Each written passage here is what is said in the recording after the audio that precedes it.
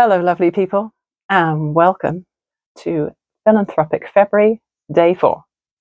I'm Nicola, this is Stitches and Slapdashery. I'm in my happy place. I was a good girl and I did all my housework before I came down here today. So everything is as clean as it's gonna get. Because, let's face it, usually crafting takes precedence in the perfect world, right? So, what do I want to make today? I made a couple of tote bags in the last couple of days. I've made some bracelets. If you were watching yesterday, that was a really short video, wasn't it? I'd like to keep them fairly short because it's easier when people are trying to keep up and they don't want to be watching like a 45-minute video every single day. You may remember I made this little testing out drawstring bag a while ago. I did a rubber stamp onto linen, and I coloured it in with Derwent Inktense pencils, and then I embroidered it, or kind of hand sewed it onto the denim with some DMC, I think it was, which I actually blended. I blended 3 colours and it looks really good. There was a couple of things I didn't particularly like about this bag. I was just trying to keep it small because my plan was to make a lot of these to put in silent auction baskets in September. The main thing I don't like about it is I made the drawstring channel too tight. It works, but it was a real pain to get in there. And I had a couple of other little ones that I tried out. It was this little snail one. I don't know if you can see that. I must stop holding things too close to the light because they get glared out and you can't see them. And I made a little bee one. And then I thought about buying some linen to do the rest of them, but I haven't bought any yet. I am planning to, but not in time for this project. So I'm putting this aside right now. I did ask for ideas about what I could make. I also put a question in Christine's Home Affairs Facebook group in the hope someone would come up with a couple of good suggestions. I had a couple of suggestions, but neither of them particularly resonated. I wanted minimal hardware. So I didn't want to be sewing in a bunch of zippers necessarily, or trying to find lots of lobster claw clips or things like that, or using a bunch of webbing. I mean, the cord I've got lots of. It's cheap, it's fine. However, Jerry had a really good idea. She said, how about making book sleeves? Because then I can make it exactly the same way as I made this bag. The quick bag method, very quick bag method. And I don't have to faff about with a drawstring. All I have to do is put a little elastic loop on the top edge and then put a button on. So, great idea, Jerry. I'm not sure if I'm going to make 28 of them, and I certainly won't be making 28 of them today, but I have cut out enough stuff for 6 of them. So I'll show you in a minute. I'll turn the camera down and I will show you what I have cut out so that I can batch sew 6. It may take a while. If I was just purely making the bags without the extra little patch, I could probably get them done in no time at all. But because I'm going to be hand appliquing or applying these little patches onto the front where the bag is going to have its little front section, it's going to be a little slower, but that's okay. So I hope you are having a good day, a good week, a good month. And I am definitely making the most of this little quiet Wednesday in the middle of the week where I didn't have to go to work. This is what I have prepared. These are what I did last night with rubber stamps and Derwent Inktense. And I added a little note to the bird with a Pigma pen. I'm not sure I like it. And actually, because, I'm just noticing, there is a little bit of bleed. So I think because I was a bit fast and a bit wild with the water. Some of the colours have bled, so I'm going to pick the 6 best ones to go on these bags. I can always make more. So I have a little bird, an owl. Yeah, that's not ideal. There's a little area where it's bled out from the outline. A squirrel, butterfly. I added little movement marks with the Pigma pen. Don't know if I like it or not, but kind of cute. Puppy. I feel like he needs something else on there. Maybe I should have done 2 puppies or a puppy and a cat on the same one. I don't know. Tortoise, very cute. Frog. Snake. Yeah, I got a bit more bleeding right there. Dang. And dragonfly. And a rabbit. So I'll pick my 6 favourites out of that lot. I have some very skinny black elastic to make the button loops on these book sleeves. I have multicoloured buttons, which I had lots of, so might as well use those, and then I don't have to work out whether they will go with the patch or not, because they've got lots of colours in them. And then these 6 pieces here are denim cut from jeans. That was 1 pair. It was rather handy actually, because my youngest son just recently cleaned his room, tossed out a couple of pairs of jeans. So these were really nice. His jeans are a nice weight and not too stretchy. So I've cut 2 pieces of that pair from that pair of jeans, 2 pieces from that pair of jeans, and then 2 other pieces from the stash of stuff in my craft room. I'm afraid you might hear some family noise. I've got all 3 sons home, and I don't know if Mr. Stitches is coming home anytime soon, but yeah, he might poke his head in at some point, so I may have to edit that out. This fabric is perfect. I wasn't sure which fabric I was going to use for lining, but look at this. It's a lovely blue, which goes with the denim, and the little hearts go in 2 directions. And I just realised, oh, darn it. I just realised I cut them out so they go sideways. Oh no! When I fold this and do it this way, they're going to be sideways. This is real life, folks. Warts and all. Oh my gosh. Oh well, never mind. I'm not cutting more. I probably don't have enough of it to cut more anyway. Okay, I should have paid more attention to that and cut it so that the hearts are running top to bottom and not side to side. That's okay. It'll be fine. And then this is a cheapy synthetic batting, which I've had hanging around my craft room for ages, so I've cut 6 pieces of that. So let's talk about what the size of these is. Grammar, Nicola. Grammar is very important. So this is a very, very scruffy piece of paper that I was doodling on yesterday. I was thinking that I would make this book sleeve a bit smaller than the one I made for Mr. Stitch's birthday, but but enough to fit a Kindle or a small to medium paperback book. So I had to Google how big a Kindle was, because I've never had one, and they are 7 by 5. So I would then want a finished size of 8 by 6. So I went up a little bit to make it 9 by 7, and then figured out what I would have to do with seam allowances. And it was a weird amount. It was like, oh, where are my glasses? I can't see. 7 3/4 by 18 3/4. So I decided for ease of measuring, I would just round it up to 8 by 19. So that's what I did. So 8 inches by 19 inches. I do not know what that is in centimetres. 20 centimetres by about 45. 47.5 centimetres, something like that. So with all my pieces cut out, I am ready to sew.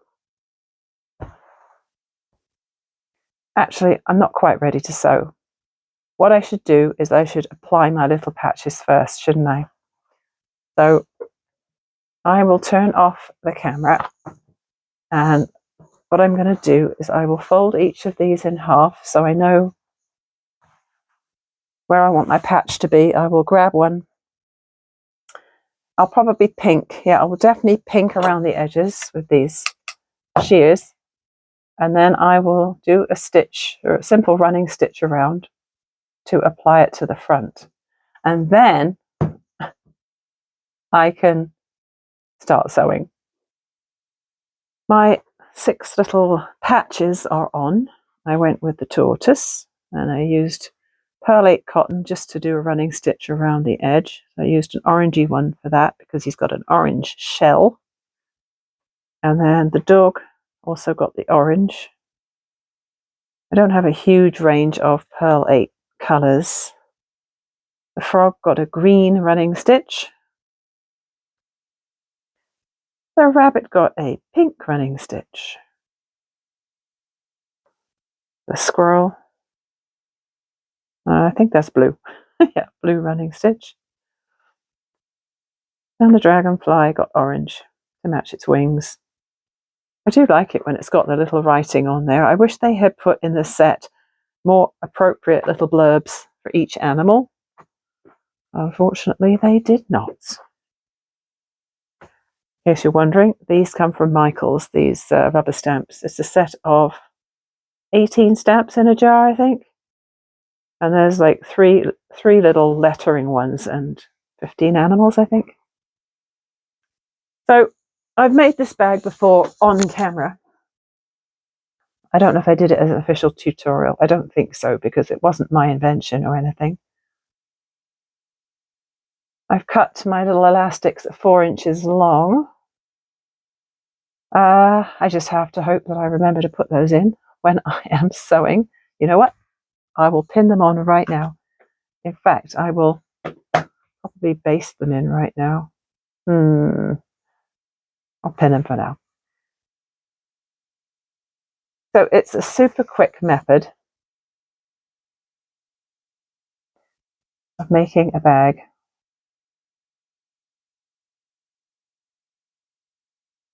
I'm just going to mark the center like that.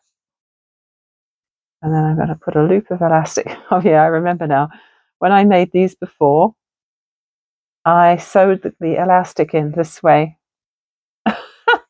And of course, that was completely wrong.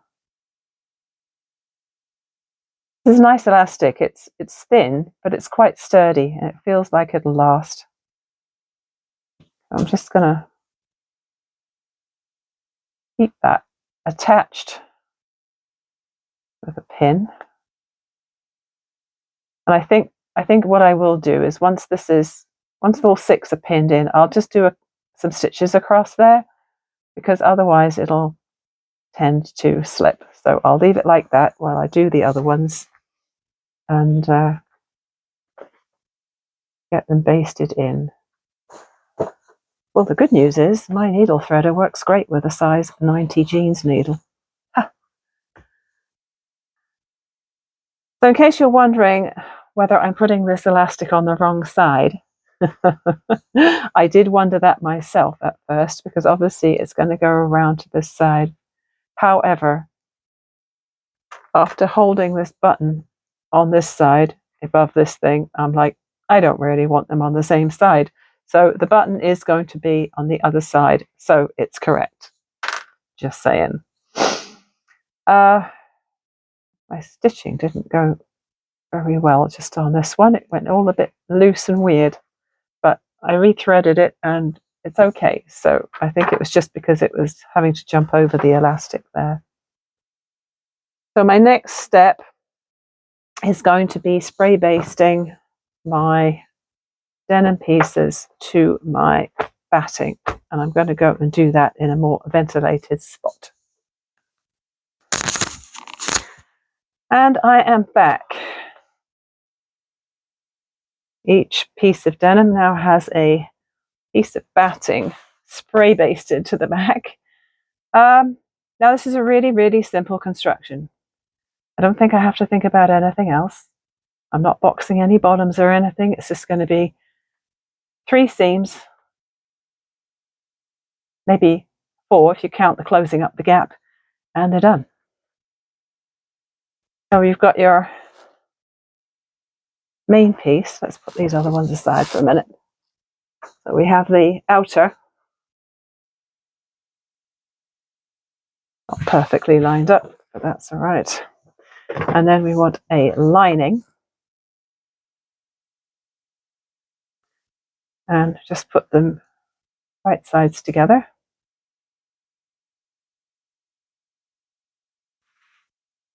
I usually put the sturdier side on the top, so this part will stretch less if it's on the bottom when I'm doing the sewing. Make sure the elastic is sitting nicely.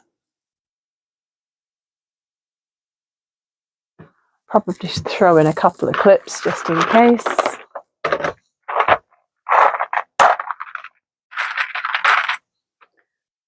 So I am going to sew the 2 short ends.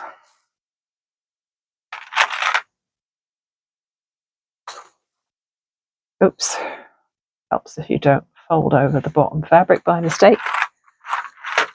So I'm going to sew this short end and this short end, and then I'll show you what happens next. So the beauty of making 6 at once means that I can just sew all 6 chain piecing. So straight off one end onto the next one and just keep going until they are all sewn. So once you get to this point where you've got your 2 pieces right sides together with the ends joined, all you have to do is rearrange them so that the seams are matching.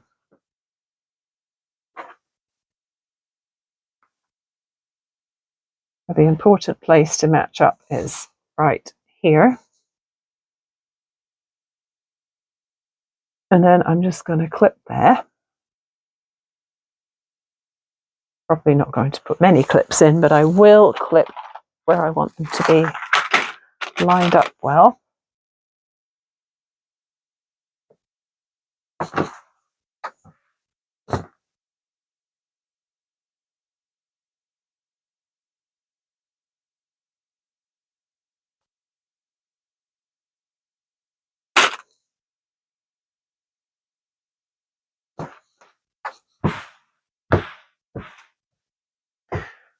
And then you just have to sew all the way along one side. And then on the other side, you sew all the way except for a turning gap in the side seam there. And that's it. Because I'm not doing the drawstring bag, I don't have to worry about leaving a space for the casing or anything. So that's lovely and simple. So now I'm going to just clip all my other ones exactly the same way. And so let me put a little reminder in here so that I don't forget. There we go. Sometimes I put a pin in the opposite direction or something, but I'm just going to do a little X there to remind myself not to sew all the way down the seam. I'm on my last set of side seams, and I thought I'd just show you how I do it.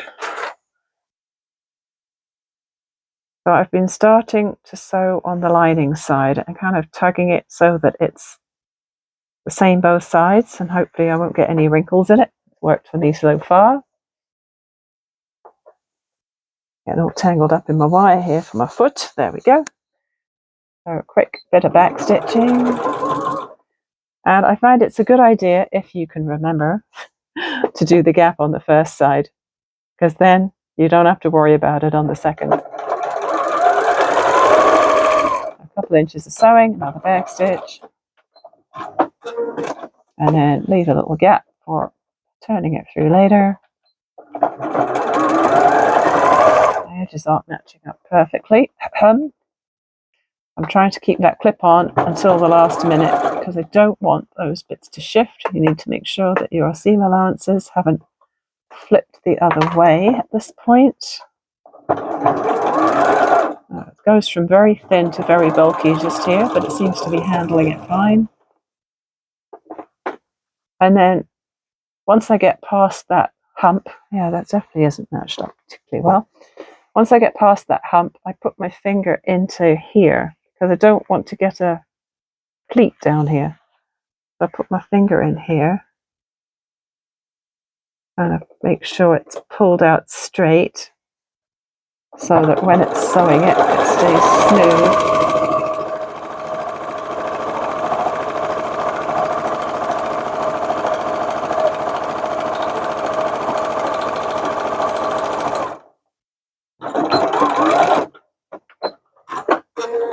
I always like to remember that with something like this, with a bag or anything that's similar to a bag, the messy stuff on the inside doesn't matter as long as the outside looks good.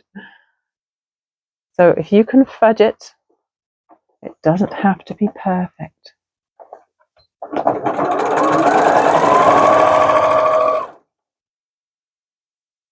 Definitely wonky.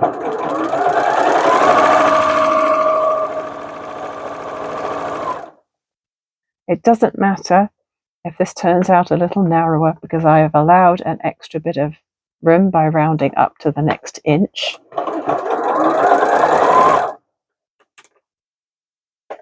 And it certainly matters less on the lining than it does on the outside.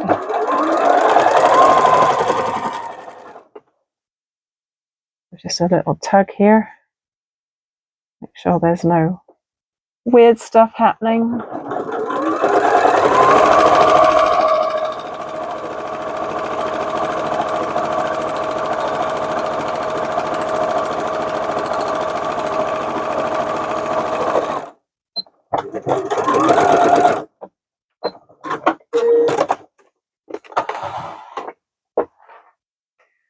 And there it is. 6 of them done to this step. So I have a feeling that the rest of the family is probably wondering whether I'm going to appear to get some cooking done. Yes, I know, I share my house with 4 adults who are all perfectly capable of feeding themselves. I know that. But I have a plan for dinner and I'm going to go off and make it. So I will come back a little later and finish these up with a flip around and a bit of top stitching. I have 3 of my book sleeves turned the right side out and I've clipped around the top. It's pretty bulky, especially on the sides where the seam allowances are. So I'm going to top stitch a little way down from the top, like underneath where the really big amount of bulk is. And I like to do the closing up of the lining gap last so that I can make sure these seam allowances are open, which sometimes is hard to do if you've already sewn up the gap. Hoping this is going to fit over my free arm. Oh good, it is. Go for a 3.5 stitch length. I think you can see what I'm doing. Yep. Oh, I just got back from a walk. It's so mild. It was like 7 degrees or something, and I did put a coat on, but you know, I could have gone out in just my sleeveless sweater because it didn't feel cold at all.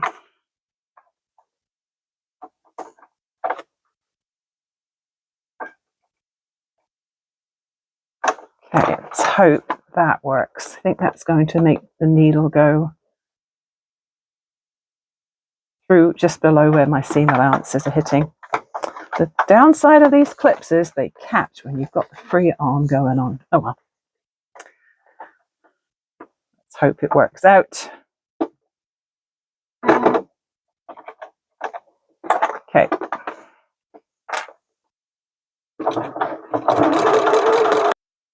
I'm going to take a little bit of this stuff from the bottom of a jeans leg and just put it behind my foot.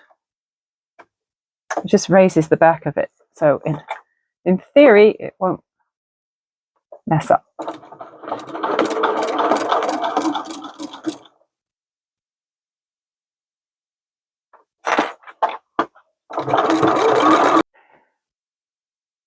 Well, that worked out fairly well. I've just got 5 more to do. I am so close to being done now. Just have to close up these gaps and sew my buttons on. Now, I finger pressed the seam allowance in before I turned it, which really helps to line up the edges. I'm going to go the other way.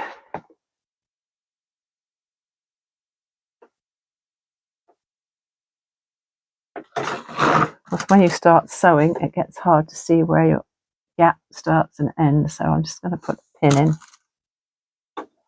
A pin or 2, maybe.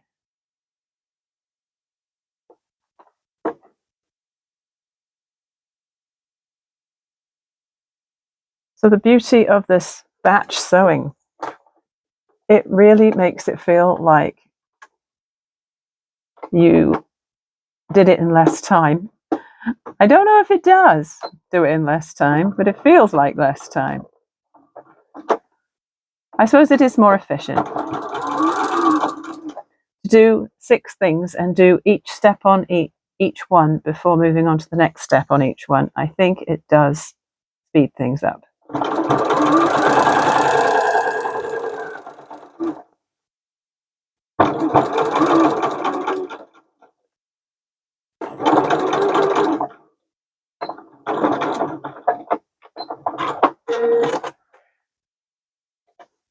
So I haven't timed myself making these, but I wouldn't be surprised if instead of, say, 30 minutes per bag, yeah, I don't think it takes me 30 minutes per bag. Let's say it takes me 15 minutes per.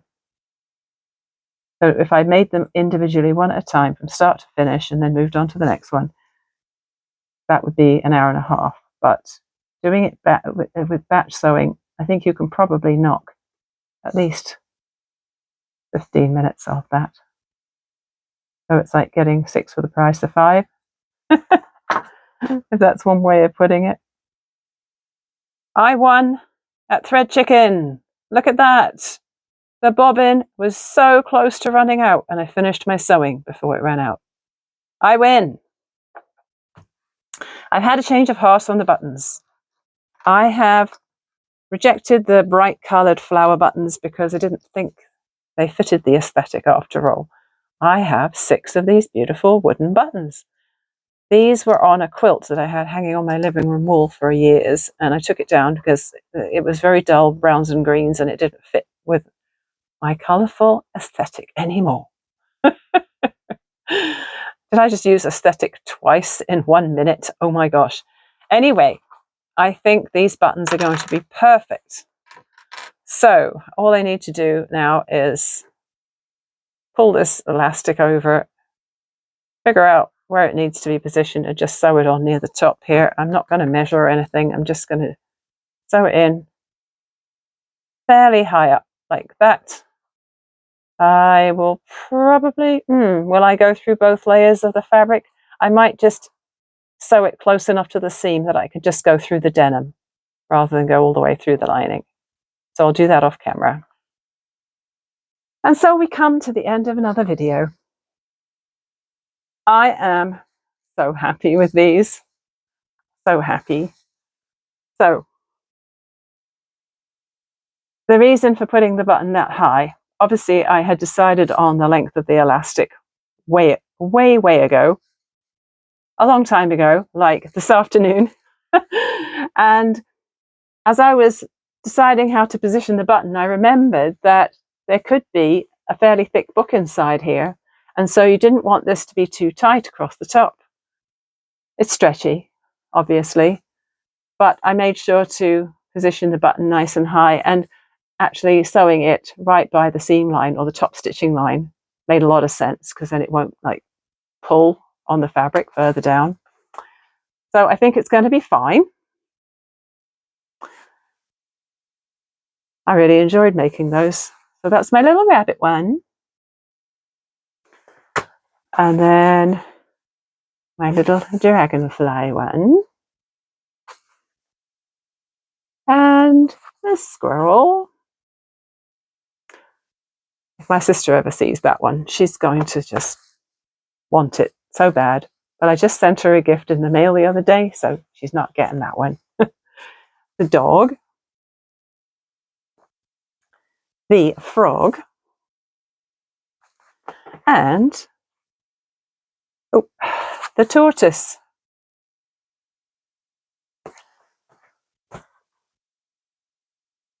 Six things made for the auction. I think what I'm going to do is keep a tally on my dry erase board up there of how many things I make. And we'll total it up at the end of the month and see what I did.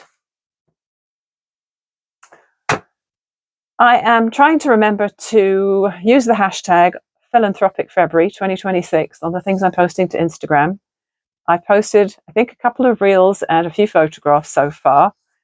So if you do share anything, make sure to tag me at Stitches and Slapdashery and hashtag Philanthropic February 2026 so that I get a ping and I can see them. That would be awesome. Phew, I am so dry. I need to go upstairs and get myself a nice herbal tea. Thank you so much for watching. I'll see you again tomorrow with something else.